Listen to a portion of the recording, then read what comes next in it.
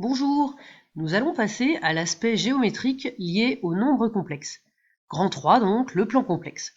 Petit 1, représentation géométrique. Nous allons expliquer le lien qui est fait.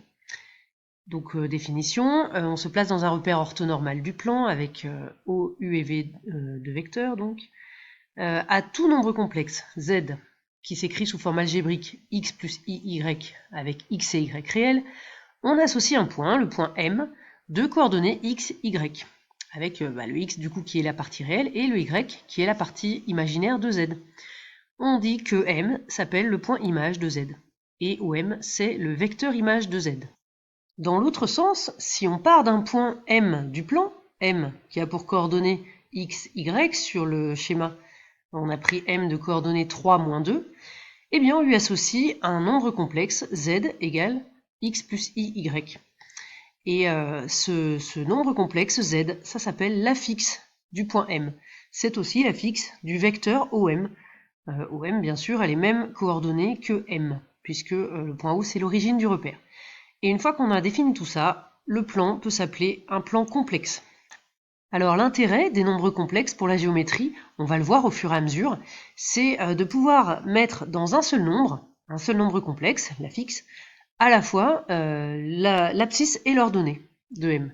Donc on a deux coordonnées, x et y, qui vont pouvoir être dans un seul nombre complexe. Bien, tout de suite quelques remarques.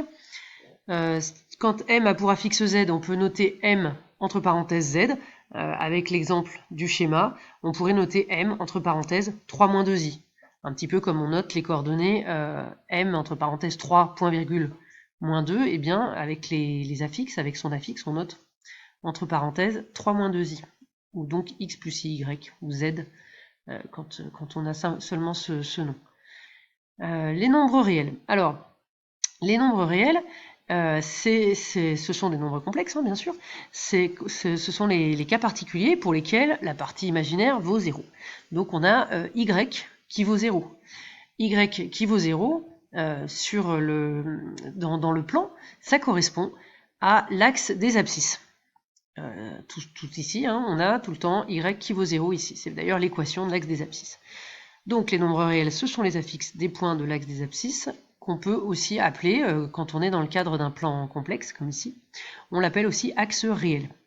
Et puis, de la même façon, on a les imaginaires purs, les nombres pour lesquels la partie réelle vaut 0, hein, des nombres qui s'écrivent seulement iy, puisque x vaut 0. Les imaginaires purs, donc, sont les affixes des points de l'axe des ordonnées, puisque là, c'est x qui vaut 0. Quand x vaut 0, ça veut dire que le point il est sur l'axe des ordonnées, qui a d'ailleurs comme équation x égale à 0. Donc cet axe des ordonnées, quand on est dans le plan complexe, on peut aussi l'appeler l'axe des imaginaires purs. Passons au paragraphe petit 2, l'affixe d'un vecteur. Alors on a déjà vu que le vecteur OM, il a les mêmes coordonnées que le point M, et donc il a la même affixe. Quand c'est un vecteur, plus généralement un vecteur U de coordonnées x, y, eh bien son affixe, c'est tout simplement le nombre complexe x plus i, y. Donc j'ai noté z en indice U avec une flèche, puisque c'est un vecteur. Tout de suite, quelques propriétés. La première, c'est bien normal, on savait déjà que deux vecteurs sont égaux si et seulement si leurs coordonnées sont égales. Eh bien, puisque les affixes sont définis à partir des coordonnées, deux vecteurs sont égaux si et seulement si leurs affixes sont égales. Cette propriété pourra nous servir notamment pour démontrer qu'un quadrilatère est un parallélogramme. Je vous rappelle que si le vecteur AB est égal au vecteur CD, eh bien on a ABDC qui est un parallélogramme et réciproquement. Deuxième propriété importante, l'affixe du vecteur AB. Alors l'affixe du vecteur AB, donc Z indice AB, c'est égal à ZB moins ZA, l'affixe de B moins l'affixe de A. C'est bien logique, puisque pour calculer les coordonnées du vecteur AB, l'abscisse d'abord pour x du vecteur AB, on faisait bien xb moins xa, et pour l'ordonnée, pareil, yb moins yk. Donc on retrouve ça tout naturellement pour les affixes. Autre propriété d'opération pour les affixes de vecteurs qui sont assez simples, hein, il suffit de les écrire. L'affixe du vecteur somme, donc ZU plus V, qu'on a ici, c'est égal à l'affixe de U plus l'affixe de V. L'affixe du vecteur KU, donc quand on multiplie le vecteur U par un nombre, eh bien c'est égal à K fois ZU, K fois l'affixe de U. Je précise qu'ici, petit k, c'est un nombre réel. Hein.